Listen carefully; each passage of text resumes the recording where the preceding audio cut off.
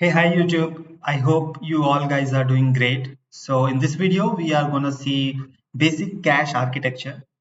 Before this video, I have launched another video, which was about cache. So it was a video where we have seen the introduction to cache. We have also seen some real life examples, why caching is important.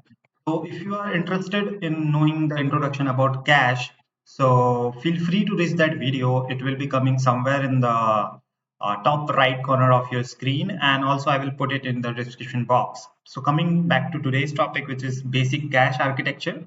So let's see first, let me revise you a bit what actually is cache memory. Okay, so cache memory, if you see the definition of cache memory, it is a small sized type of volatile computer memory. If you don't know about what is volatile memory refers to a type of computer memory that loses its stored information when the power is turned off or the system is restarted. That is what are the definition of volatile memory. Okay, so that provides high speed data access to processor and stores frequently used computer programs, application, and data. Okay, so if we want quick access of some resources, we store it in cache memory as it is very quick. Okay, so what is the purpose of this cache memory? It basically acts, you can say it acts as a buffer between the CPU and the slower main memory, which is RAM. Okay, so RAM is also slower as compared to the storage devices like hard drives or solid state drives, which we call as SSD.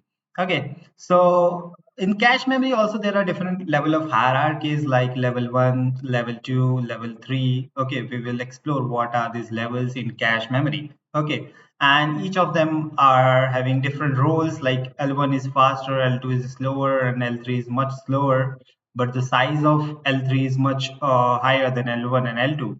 Okay, so but before moving to it, you might some questions can come up to you is like, can we install cache memory externally? Okay, pause this video and think about it. Okay, so no, cache memory cannot be installed separately like RAM or ROM by the end users. Okay, like it is an integral part of the computer's architecture, and it is typically built directly into the CPU. Okay, or located very close to the same chip. Okay. The amount of cache in a computer system is specifically determined by the CPU architecture. Okay, and the end user typically do not have the ability to upgrade or change the cache configuration independently.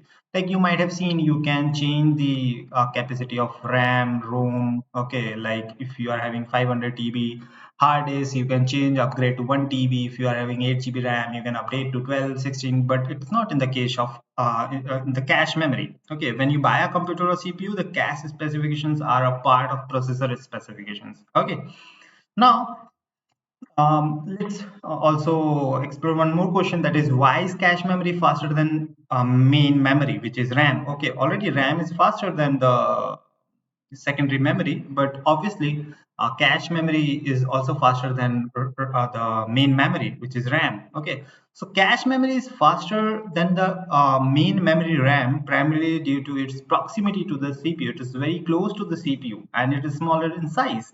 So let's see what are the key reasons why the cache memory is faster than the main memory. First one, I already told you, the proximity to the CPU. Like cache memory is physically located very close to the CPU, often directly on the same chip. Okay, so that's why it has a very shorter access time. The shorter physical distance allow for faster communication. Like you know that if the distance is short, then the access time will be reduced, and it will allow fast communication. Okay, accessing data from cache takes significantly less time compared to retrieving it from the main memory, which is far away from the motherboard. Okay, and second is the smaller size. We know cache memory is very smaller as compared to RAM and the ROM. So basically, cache memory has a very small storage capacity compared to RAM. L1 like cache, for example, is much smaller than RAM. Okay, we will see what is L1, L2, L3. But as of now, L1 cache is very smaller than RAM, and L2, L3 caches are a bit larger than L1, but it is still smaller than RAM. Okay, and obviously there is high density. So if the smaller size allow high memory cells density, meaning that more data can be stored in a smaller physical space. The higher density contributes to faster access time. Okay, if there is high density, then there is obviously chance of higher access time. Then specialized purpose. Okay, basically cache memory is designed with a specific purpose for providing fast access to frequently used data and instructions. And obviously there are limited functions like it is optimized only for speed rather than the capacity. Okay, for capacity we already have ROM, okay, or RAM. Unlike RAM, which serves as a general purpose memory, cache memory is designed to hold a subset of some most critical and frequently accessed information, which is expensive resource, which we already talked in the previous video also.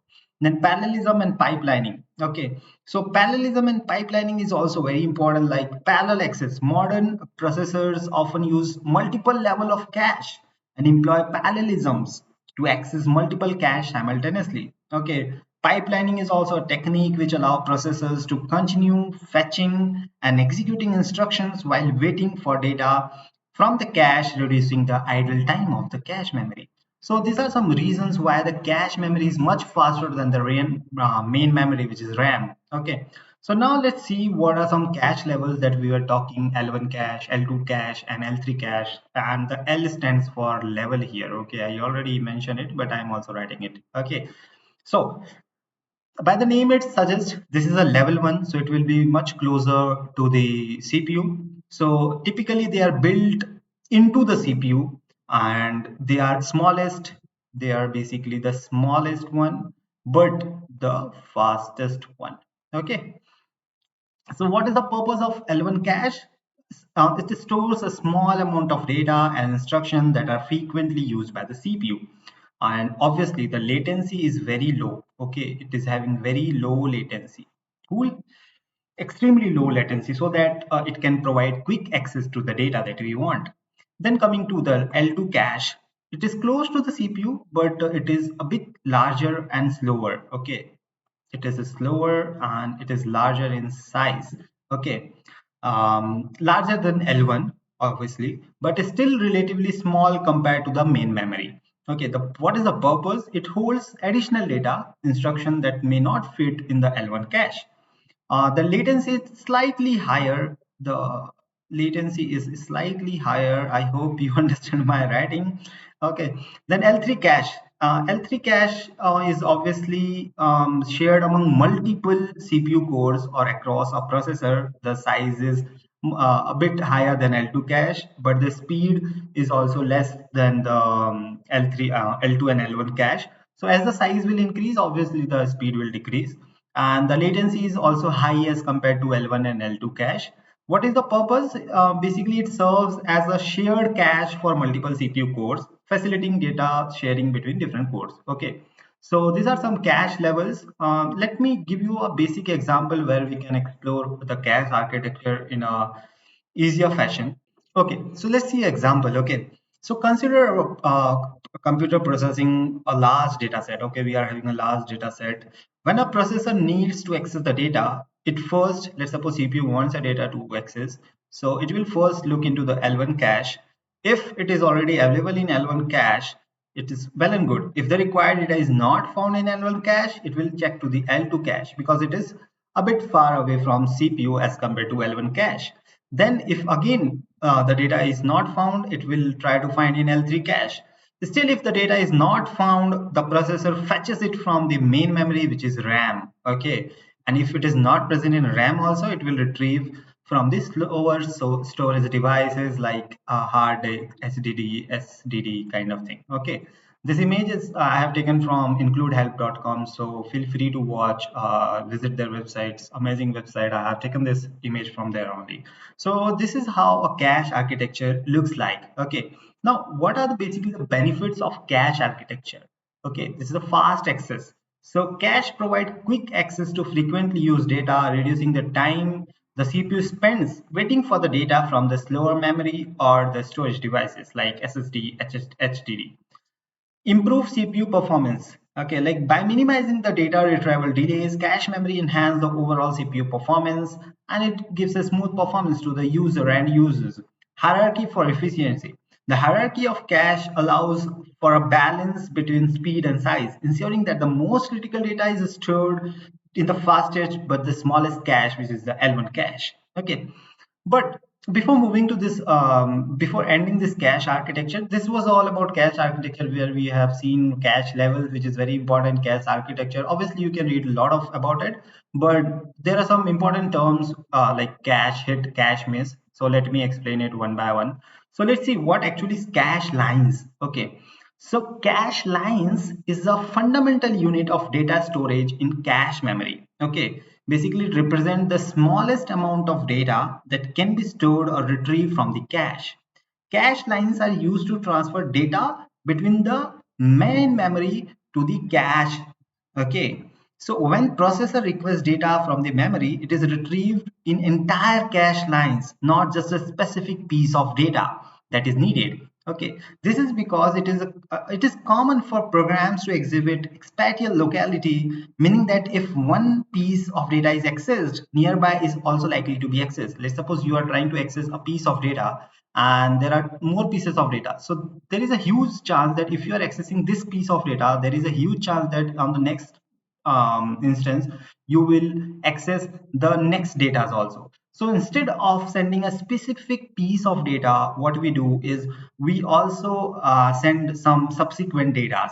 Okay, and the cache lines is also known as cache blocks. Okay, so if you hear any word cache line or cache block, so definitely both are same. Okay, the term cache block is often used interchangeably with the cache line. A cache block is same, the exchange unit storage in the cache memory. Okay, so like let me give you a very simple analogy.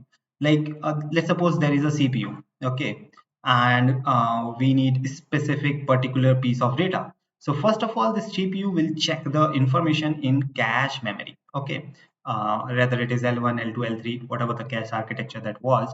So if the CPU finds the data in the cache, we call it as cache hit.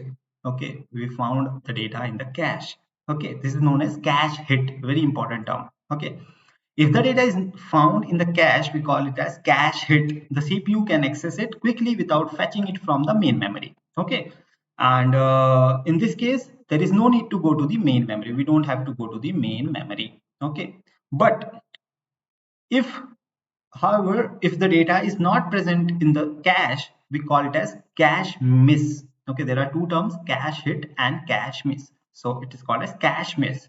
So the CPU needs to fetch the data, the required data from the main memory now. Okay, so when fetching the data from the main memory due to cache miss, the system often retrieves a block of data which is called as cache lines. Okay, it doesn't it is not like the CPU will directly access a particular piece of data. Instead it will extract the cache lines, which is a subsequent data also are extracted. Okay, so it retrieves a block of data which is called as cache line that includes the requested data and potentially some additional nearby data. This is very important. Okay, so it's not like whenever CPU wants the data, you are just extracting some piece of data. Instead, potentially some additional nearby data are also extracted. Okay, so the fetch cache line is then stored in the cache memory. The subsequent access to nearby data within the same cache line can be satisfied directly from the cache without going back to the main memory. Okay, so that's the benefit if you are also extracting some potential additional nearby data. Okay, so if you summarize this all things, so the initial access to data might involve fetching it from the main memory if it is not already in the cache, which is the case of cache miss. Once the data is in the cache, subsequent access to nearby data. Okay, if you are trying to access this A data and there are some nearby data also, okay, you have brought some nearby data also. So there is a huge chance after processing A, you need this subsequent nearby data. So it saves some time. Okay, you don't need to go back to the main memory or for each individual piece of data because already you have some subsequent data.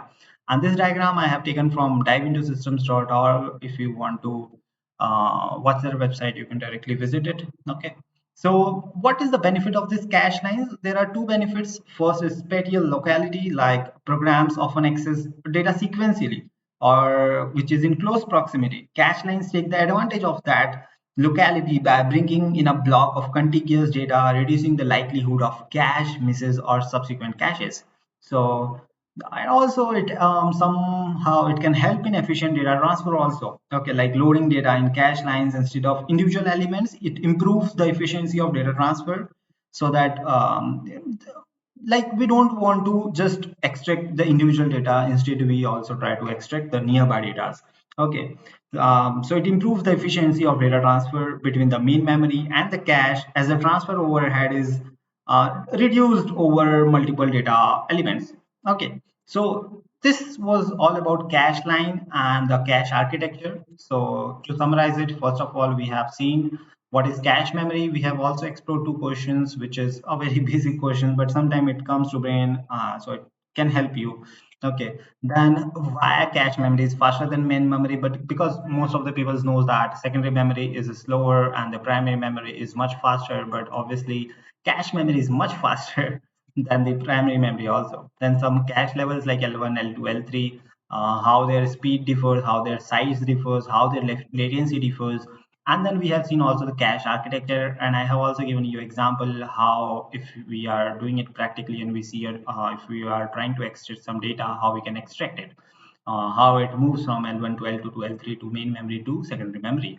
Okay, then what are the benefits of this cache architecture? And also we have seen the cache line, cache hit, cache miss, which are some terms which you should know, and cache block, cache line, which are synonyms. And we have also seen like what are the benefits of having cache lines. Okay, in the next video we are going to see the cache replacement policies. So if you like this video, please feel free to like and subscribe and share to people who really need this video or who wants to learn about cache details. And meet you in the next video. If you have any doubt, you can post in the comment section. I feel very happy to, genuinely very happy to help you or to hear from you. So meet you in the next video where we are going to study cache replacement policies. Meet you in the next video. Till then, bye bye. Thank you.